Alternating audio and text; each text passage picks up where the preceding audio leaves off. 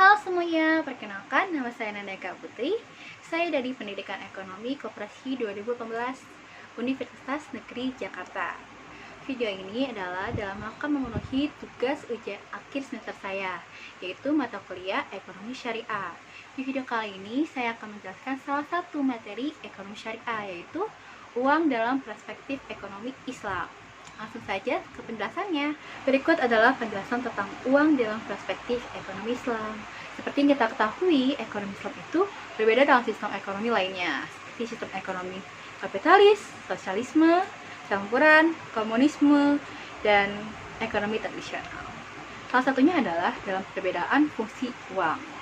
Fungsi uang dalam perspektif ekonomi Islam itu dia hanya sebagai alat tukar barang dan jasa saja. Nah, Islam melarang penumpukan uang dan menjadikan uang sebagai sebuah komoditas. Kenapa seperti itu?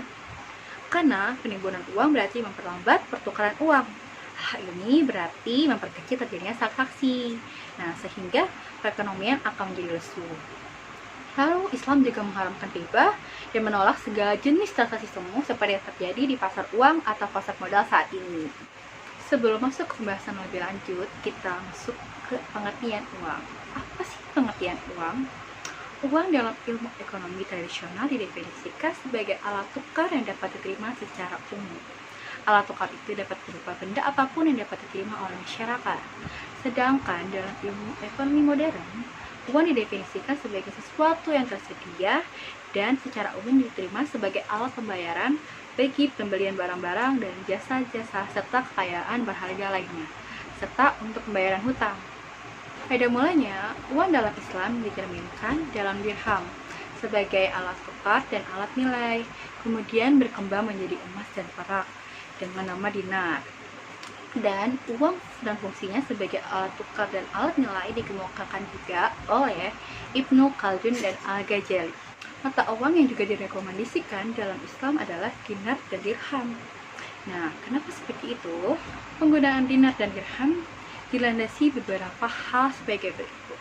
Yang pertama, dalam Al-Quran dan Al-Sunnah banyak menyebutkan harta dan kekayaan sebagai istilah emas dan perak. Keyakinan ini semakin mendorong atas penggunaan keduanya meski tidak ada keharusan. Lalu yang kedua adalah upaya menegakkan hukum Islam, yaitu membayar zakat dan menegakkan hukum Islam, yaitu bagi hukuman pencuri yang ukuran standarnya adalah dinar dan dirham. Maksudnya apa? Yaitu seorang muslim memiliki harta, emas, dan kekayaan lainnya, dan kekayaannya itu sebanding dengan senilai 20 emas dinar wajib membayar zakat. Lalu yang hukuman bercuri, bila dia mencuri sesuatu yang hasilnya itu setimbang dengan ukuran emas, maka dia wajib dikena hukuman potongan tangan. Meski dalam tatanan implementasi sangat sulit untuk diterapkan. Lalu yang ketiga adalah uang emas bersifat universal dan dapat diterima oleh setiap manusia karena bahannya adalah emas dan relatif susah untuk ditiru. Karena uang emas memiliki warna, kadar, dan kekuatan tertentu yang tidak bisa dibuat oleh bahan lainnya. Berbeda dengan uang kertas, seperti kita ketahui, uang kertas itu dapat ditiru dengan mudah dan dapat banyak uang palsu yang kita temukan seperti sekarang. Lalu yang keempat adalah uang emas dapat digunakan sebagai alat simpanan yang nilainya itu relatif stabil. Dengan uang emas, nilainya juga tidak mengalami fluktuasi yang tajam. Kenapa? Karena nilai uang nominalnya itu sama dengan nilai intrinsiknya. Sedangkan uang kertas, yaitu nilainya sangat fluktuatif dan berbeda antara nilai nominal dengan nilai intrinsiknya. Stabilitas uang kertas sebagai alat pembayaran juga tidak terjamin. Akibatnya digunakan konsep time value of money. Akibatnya, uang kertas mengalami kesalahan dalam memfungsikan uangnya. Nah, efek samping yang dirasakan dalam aktivitas ekonomi adalah bahwa nilai uang kertas akan berubah setiap kurun waktu karena nilainya itu mengalami penyusutan. Nah, hal inilah yang membuat uang kertas dapat digunakan sebagai alat komoditi perdagangan dan spekulasi, bukan sebagai alat pembayaran. Nah, dampak digunakannya uang sebagai komoditi perdagangan adalah kehancuran nilai mata uang yang dijadikan sebagai sarana spekulasi. Nah, sehingga menyebabkan nilai mata uang jatuh. Jatuhnya nilai mata uang inilah yang banyak disimpulkan para ekonom sebagai penyebab kehancuran dan krisis ekonomi suatu negara. Nah, tadi adalah beberapa alasan yang melandasi kenapa Islam merekomendasikan dinar dan dirham sebagai uang. Lalu selanjutnya, fungsi uang menurut Islam. Dalam ekonomi Islam, fungsi uang yang diakui hanya sebagai alat tukar dan kesatuan hitung. Uang itu sendiri tidak memberikan manfaat atau kegunaan, akan tetapi fungsi uanglah yang memberikan kegunaan. Nah, uang menjadi berguna jika ditukar dengan benda yang nyata atau jika digunakan untuk membeli jasa.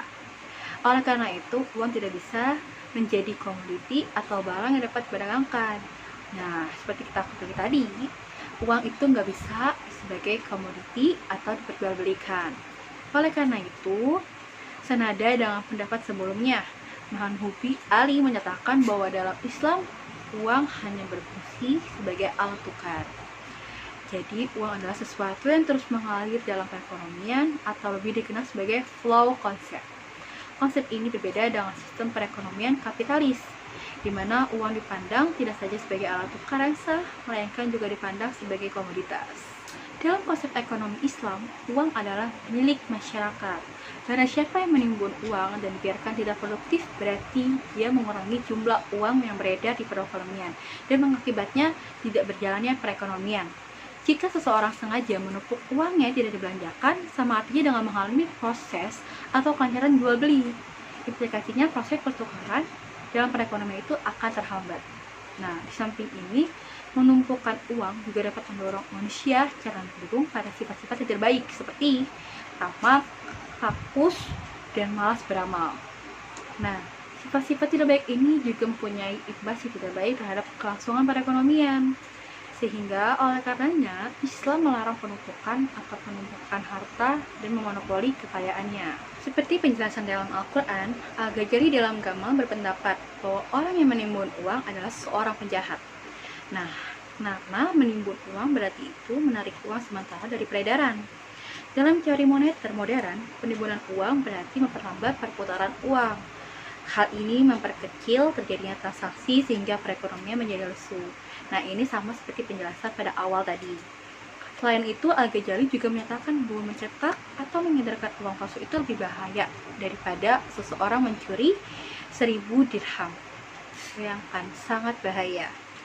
Karena mencuri adalah suatu perbuatan dosa, sedangkan mencetak atau mengedarkan uang palsu dosanya akan terus berulang setiap kali uang palsu itu dipergunakan dan akan merugikan siapapun yang menerimanya dalam jangka waktu yang lebih panjang. Sangat berbahaya. Selanjutnya, pengharaman riba dalam ekonomi Islam. Variabel yang terkait dengan uang dalam ekonomi Islam adalah riba. Nas syariah telah mengalamkan riba dengan sangat keras. Karena itu sistem keuangan di negara khalifah tidak mengenal bank dan lembaga kredit ribawi. Ketiadaan lembaga ribawi ini memiliki 3 dimensi dalam menjamin kehidupan perekonomian yang aman, yaitu yang pertama, mengarahkan fokus masyarakat pada ekonomi produktif atau sektorial. Yang kedua, melindungi kaum muslim dan al-azimah dari kerugian harta mereka karena riba. Lalu, yang ketiga, tidak akan memunculkan fenomena kebangkrutan, sebagaimana terlihat pada bank-bank kapitalis dan menyisakan kelompok besar orang yang kehilangan harta mereka atau ke rekening mereka itu menguap. Nah, dengan mengalami sistem riba ini dan mengharamkannya secara keras dan tegas, Islam telah menutup celah-celah yang memungkinkan masuknya krisis keuangan. Dengan itu, kehidupan kaum muslimin akan tetap aman, kokoh, dan kuat terhadap krisis. Nah, selain itu, Islam juga mendorong kaum muslim untuk saling memberi utang di antara mereka. Maksudnya, lebih dari itu, di antara tugas berbagai institusi di negara khalifah adalah menyediakan kredit tanpa riba dalam sektor pertanian, perdagangan, dan industri dalam kerangka program negara untuk mengembangkan perekonomian dan menjalankan berbagai kebijakannya untuk memerangi kemiskinan dengan menciptakan lapangan kerja dan menjamin produksi barang. Sudah selesai penjelasan tentang uang dalam ekonomi Islam. Nah, dapat kita simpulkan dari penjelasan-penjelasan tadi, yang pertama adalah secara teoritis, mata uang yang digunakan dalam ekonomi Islam adalah dinar dan dirham. Yang kedua, mata uang emas dan perak dianggap sebagai mata uang paling terbaik karena mempunyai 4 alasan yang tadi sudah kita jelaskan. Lalu yang ketiga, fungsi uang dalam perspektif ekonomi Islam hanya terbatas pada uang sebagai alat tukar barang dan jasa saja. Islam melarang penumpukan uang dan menjadikan uang sebagai sebuah komoditas. Lalu yang keempat, Islam mengharamkan riba dan menolak segala jenis transaksi semu seperti yang terjadi di pasar uang dan pasar modal saat ini. Sekian penjelasan saya. Wassalamualaikum warahmatullahi wabarakatuh.